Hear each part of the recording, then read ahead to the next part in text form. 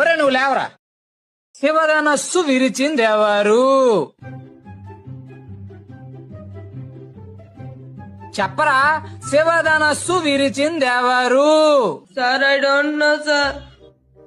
Sir నాకు తెలియదు sir. నేను ఎరవలేదు సార్. అమ్మమ్మ చుట్టూ సార్. నేను ఎరవలేదు సార్. నువ్వు విరవలేదా?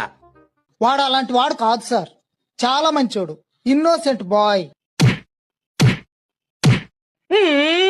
Head master sir glad to meet you.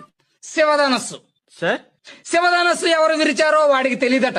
కనీసం మాస్టర్ కైనా తెలియాలి కదా. శివధనస్సు వీళ్ళు విరిచారా?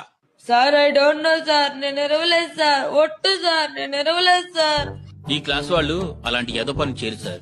First rank students 6th class వాళ్ళు అయి ఉంటారు.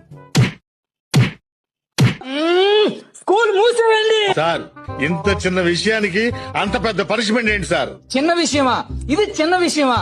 శివధనస్సు విరిచింది ఎవరంటేనే చెప్పలేదు. ఓకే సార్, చెప్పలేదు. అయితే శివధనుసు విరిచేయడం స్కూల్ మూయాల్సినంత నేరమా? అవసరమైతే శివధనుసు ఖరీదంతా చెప్పండి, కట్టేస్తాను.